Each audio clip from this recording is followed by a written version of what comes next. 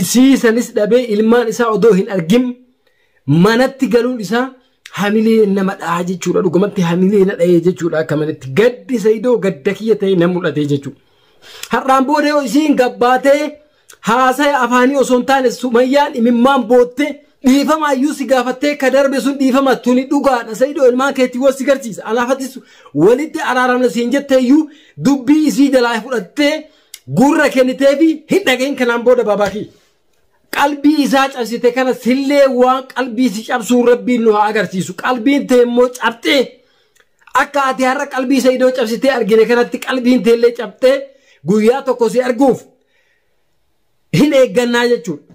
Hanga wareegama lubbuutitti intala tanaa jalaa hafii aloof sii qabee jettu takkitti hidhamnee jechuudha. Koomantiin illee waan biraatiin miti. Gabbaatee viidiyoo waraabdee hamilee nutti godhuu miti jechuudha. Isintu fedhe dubartiin Oromoo. Assalaamu alaikum warahmatullaahi wabarakaatuhu. Jira jirtu hordoftoota fi kabajamtoota kiyya akkam jirtan bakkuma jirtanitti nageenya kiyya ka'oon irraa madde isin haa ga'u isiniin jechaa. Egaa walitti deebinee jirra. Maaliin deebite jechuun keessan hafan qabu. Dhugaa rabbii dubbachuudhaa fi har'a gammachuu waan jedhamu tokkoon qabu. Miira hamaa tokko keessaan jira. Akkuma kiyya mootuyyuu namoonni hordoftoota Sa'id taatanii akkuma sani mootuyyuu haadha warraa isaa Sumayyaa taatanii wanni miira kiyya na tuqee gammachuu na dhooggetiniin jedhe kun isinittis akka dhagahamu abdiin qaba. Guutuun keessanuu quba qabdanii. Kanaaf har'a gaa akkuma isinii ibsuu yaaletti wanni ani irraa dubbachuu dhufee waa'ee dhimma Sa'idii fi Sumayyaa waan amma Sumayyaan Sa'id irra dalagaa jirtu kanaafi kanarraa hin xiqqoo isii obboleessa kiyya hiriyaa kiyya qaalii akkuma sani mootuyyuu nama jaalatamaa obboleessa keenya Sa'id bayaaniif dhaamsa dhaamoo dhufee akka hiriyaa tokkootti akkuma sani mootuyyuu ammaaf haadha warraa Sa'id jenneetuma yaamna afaan waan diduun qabu maalifu obboleessi keenya qaalii fi gaariin Sa'id bayaanuu ka gochi akka gaafa wanni kun labdeen isaan jidduutti uumamterraa gochi adda addaa isiin isarratti dalaytu isa abdii kutachiisin nuti mootuyyuu jaalattoota isaa abdii nu kutachiisu haadha warraa Sa'idoo jenneetuma waamnaa jechuudha Sumayyaa. Wanni Sumayyaan Sa'idoo irratti dalaydee waan akkaan hamilee nama cabsuu fi waan akkaan garaa nama gubaati waan hin eegamini jechuudha. Amma durallee wanni Sumayyaan Sa'id irra dalagaa turte waan gaariidha jechuu odoo hin taane guyyarraa haalli adeemsa jijjiiramaa deemaa jechuudha. Kana biraa ammootuyyuu wanni akka malee hedduu takka na gaddisiise gaddi hiriyaa keetii gadda keetii rifannaan hiriyaa keetii rifannoota keetii ammallee mootuyyuu gammachuun hiriyaa keetii gammachuu teetii wanni hiriyaan kee hawwii keetii wanni Sa'idoon hawwaa ture gammachuudhaan osoo itti yaadin asirraa isiin haasaasan gootee wajjin dubbatanii ijoollee teellee si garsiisaa sapiraayis si godhuu barbaadaa booletti si eeguu barbaadaa kanaafi dhufuu qabdaa gaafa ati dhuftuu adda baasiti akka gaariitti naa himii sa'aatii fi daqiiqaa wajjiinii guyyaa dhuftus akka gaariitti adda baasi naa himii booletti si eegee sapiraayis si godhuu barbaadaa jettee yeroo Sumayyaan haasoftu qalbiin teena ni gammadde. Garuu mootuyyuu ilmi namaa kun yaada jijjiirataa deema. Akkuma guyyaan jijjiiramaa deemu akkuma mootuyyuu waggarraa jijjiiraa deemu yaada jijjiirataa deemtee isiintu yaada jijjiirattee anaaf Sa'idiin kun akka wal'amne akka ilmaan isaatiin adda bahee akka ilmaan isaa hin argini waggaa takkaaf wayii lakkaa'isanii jiran. Mucattiin tuni yaaddetiin dhugamatti itti yaaddee ilmaan isaa Sa'idoo agarsiisuuf deemti. Ammallee mootuyyuu sapiraayis gootee karaa kanaan araara buusuuf deemti jennee qalbiin teenya hedduu takka gammachuun akka gaariitti akka nama baatii Ramadaanaa eegutti takkaa'uu akka nama baatii ayyaanaa eegutti eegaa turree jechuudha waasan. Obboleessi keenya qaalii fi gaarii Sa'id bayaanilleen gammadee yaanni addaa itti dhagaame Sa'idoon akkuma gaafa Sumayyaan adda baaniitirra ilmaan isaa kan arguudhaaf ilmaan isaa kan ofitti deebisuudhaaf hafuura ilmaan isaa kan isarraa adda baanii hafuura isaa dhaban kun hafuura ilmaan ofii fuunfachuu fi ilmaan isaatillee immoo tuyyuu hafuura abbummaa dhandhamaa akka jiraatanii aarsaa hedduu kafalee dhamaatii hedduu dhamaa jira hanga guyyaa har'aatti illee dhamaa jira jechuudha. Kanaaf inni illee gammachuudhaan gammadee ijoollee tiyyanii arga jedhee abdii muree I am sure jedhee jala muree uffata ijoollee isaatii bitee gammadee shaanxaa guuratee ka'ee gara Itoophiyaatti qajeelee jechuudha.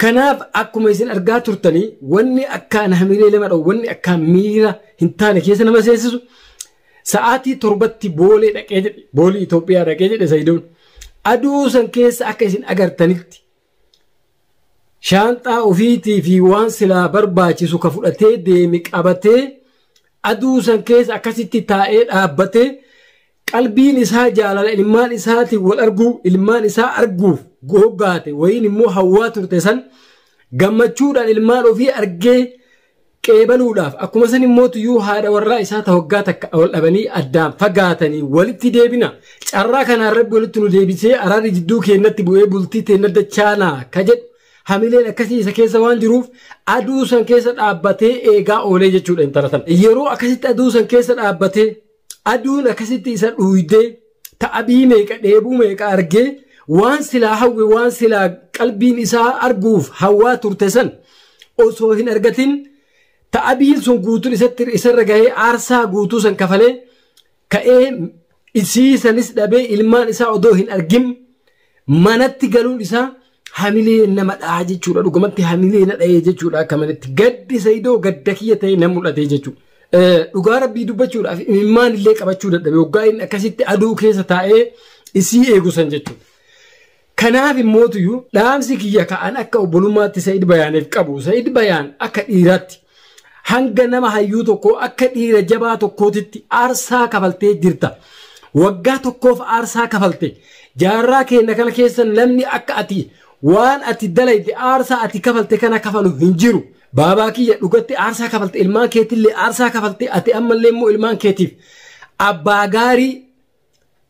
gaarii ilmaan keetiti ammallee immoo jaalala ilmaan keetii qabdu mul'ifte aarsaa silaa namni kafalu kafalaa jirta ilaa har'aatitti gahee si gaha aarsaan kafalte ilmaan kee immoo tuyyuu rabbi bakka jiranitti umrii si haa dheeressu rabbi si haa guddisu hamtuu hin argin gaafa guddataniitiin hin jedhan ilmaan kee sii galanii aarsaa guutuu kana hin kafalin jaalala ilmaan keetii dhandhamuu fi ilmaan kiyya hafuura kiyya dhandhamanii fuunfachaa haa jiraatan jettee hawwiin ati godhaa turte siif hin milkooyin guyyaa tokko immoo siif milkaaya intalli tun ammallee sitti taphachuu malee sitti taphachaa jirti dhugaan waan haasofte takkaa hojiirra oolchine amma dura gaafa DNA mucaa Yamanitti hafisan dhaqii DNA marmarsiisii ilmi sun kee ta'uu isaa mirkaneessii koottu gaafa achii dhufte ilmaan keetii boosii agarsiisaa jettee waadaa siisente waadaa san diide kuni har'a lammata kaasatan kaarraa kun waan akka qalbii nama cabsuutii jechuudha baabaa kiyya.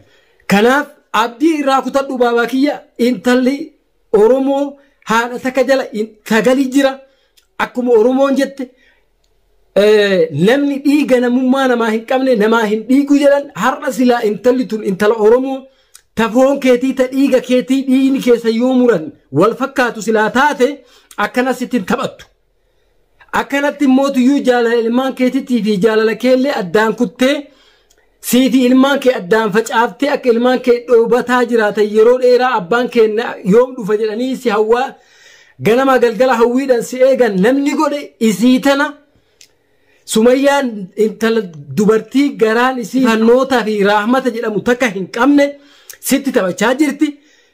Kanaaf baabaa kiyya tapha isiin sitti taphachaa jirtu qumaara isiin sitti taphachaa jirtu kanarraa garaa kutadhu irraa hafi. Yeroo mara yoo Sa'idoon iqqidii ho'i qabaatee garaa kutatee Sa'idoon dhiisee jira waan intala tana dubbachuu garaa kutatee inni waan biraatitti fuula achi fuulleeffatee waan tokko sirreeffate kaatee dhuftee gabbaatee iyyitee akka wanni inni kaayeffate sun harkaa fashaluuf jecha yaamicha gootiif wanni isiin har'a gabbaatee viidiyoo san waraabdee Sa'idoon dhufuu qabda ilmaan keessii agarsiisa ammallee sapiraayizii sii godhu jira booletti si eegaa guyyaa dhuftuu fi sa'aatii dhuftu adda baasii naa himi isiin jettee waan inni qopheeffate akkuma inni haasa'isanitti argitan fuudha intala Yemanii waliin haasa'ee fuudhuuf waa mara qopheessee maallaqa baasee jira maallaqa mara baasee inni bultii biraa ijaaruudhaaf kaayyafatee fuula isirraa garagalfatee jennaan waan san harkaa fashaleessuuf jecha siistama kanaan gakkaatee jechuudha.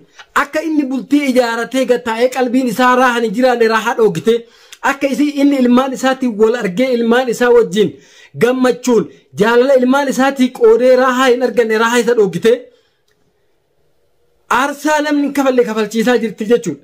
Maal isiin namaa oli dahaba ficaanti baabaa kiyya jala hafisa eeggahe hanga namni gurbaa akkasii siin jedhu takka geettee jirta sababaa intala tanaatii jechuudha.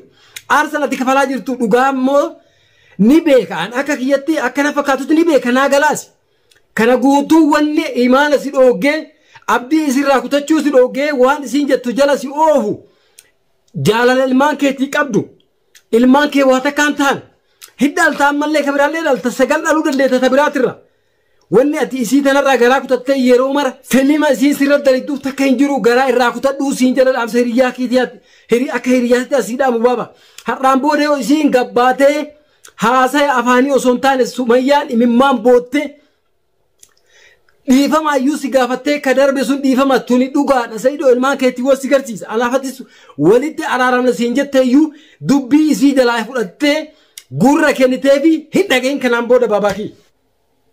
Sumayyaan illee immootiyyuu waan Saidoo irratti dalayde kana rabbiin sirratti dalaguuf ta'a. Jazaan irraa ooltee hin bultu hin turti malee ganaa har'a waan ati har'a Saidoo irratti dalayde kana rabbiin sirratti dalagee Saidoo har'a si kadhatee waggaa tokko si jala deemee aarsaa si kafale kana kadhatteetu dhiifama gaafattee miila jalatti kuftee Saidoon akka deebi'ee si wajjin jiraatu kadhatteetu hin argattu. Kadhatteetu hin argattu. Wanni Saidoo akkana godhe jaalala keetii miti baaba dhugaa jirtu sitti maa jechuudha. Kabajaa dubartii yoo qabaatellee Saidoon kana guutuu wanni inni akkanatti waan ati haasoytu guutuu si jala deemee yeroo mara ati qumaara irratti taphattee mana teettee itti kolfituuf yoo duraanillee jaalala sii qabaate har'a mootiyyuu jaalala ilmaan isaa tokkan isa godha malee kana guutuu Saidoon garaa sirraa kutachuu dhabeetii miti. Wanni garaa akka inni kutanne isa godhe jaalala ilmaan isaatii jechuudha. Ilmaan isaatu harka kee jiraaf qumaara kana irratti taphachaa jirta jechuudha. Kanaaf guyyaa tokko waan ati har'a Saidoo goote kana ta'abii ati har'a Saidoo ta'aasifte kana qumaara ati Saidoo irratti taphatte kana sirratti taphatanii rabbi nu agarsiisuuf jira. Yoo dullummaaf hin duunu yoo azala rabbiitiif duune malee arguuf jirta booddee ta'e rabbi nu agarsiisuuf jira jechuudha. Namni karaan taane namatti gafe tokko guyyaa tokko waan san haamachuun isaa hin oolu hin haamatta waan dalagatte kan. Hin haamatta waan dalagatte kan. Rabbiin si agarsiisuuf ta'a jechuudha.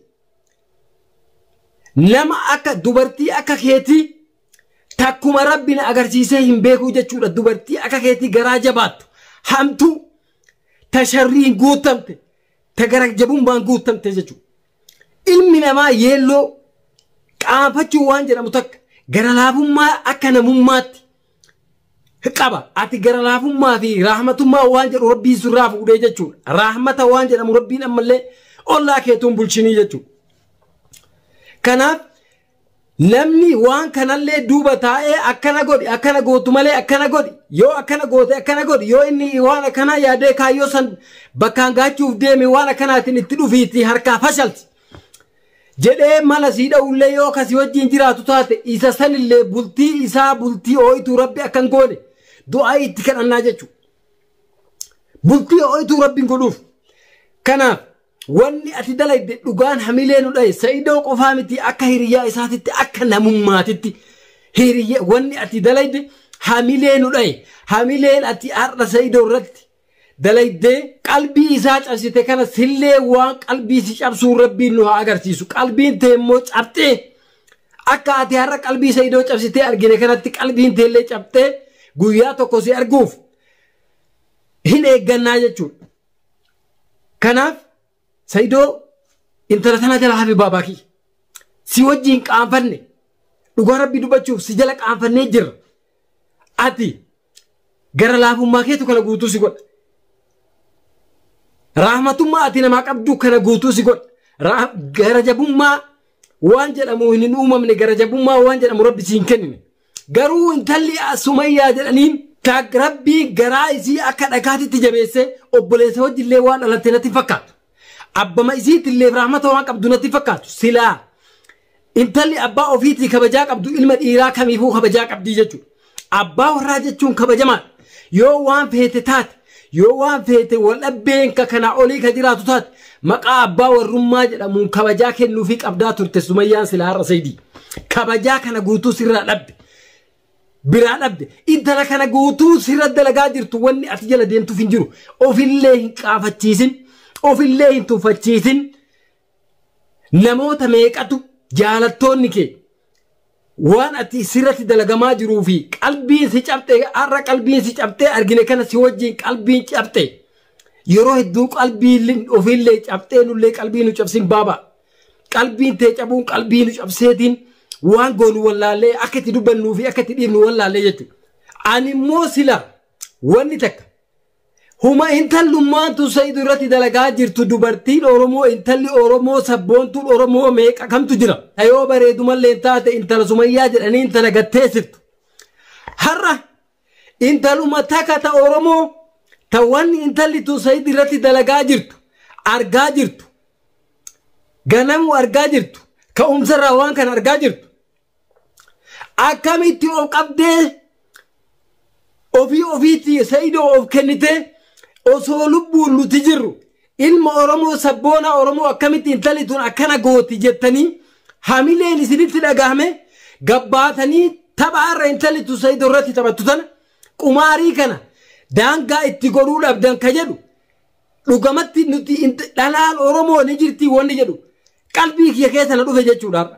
asilaa obboleettii qabaadhe hin qaba heerumtee dhumte malee silaa obboleettii qabaadhe waan barbaachisu guutuu godhee akkuma intalli tunarra hamilee nu cabsiteetiniin hamilee Sayyidoo illee cabsite kanatti hamilee Sayyidoo ka cabe kana ofii kiyyaa aarsaa kafalamu kafalee silaa itti fuudha Sayyidoo intala Oromoo takkitti yoo qabdee Sayyidoo intala tana jala hin deemin aarsaa silaa kafaltee aloof sii qabeetiin jira waan barbaachisu guutuu hanga wareegama lubbuutitti intala tanaa jala hafi aloof sii qabee jettu takkitti hidhamnee jechuudha koomantiin illee waan biraatiin miti gabbaatee viidiyoo waraabdee hamilee nutti godhuu miti jechuudha isintu fedhe dubartiin Oromoo hamileen har'a Sayyidoo cabe kun gaafa tokko akka rabbiin hamilee tee cabsee nu agarsiisu Sumayyaa rabbiin biraa abdii qabna rabbiillee nu agarsiisaa inshaallah akkasitti hordoftoota fi kabajamtoota kiyya dhugaa rabbiititti hamileen nu cabe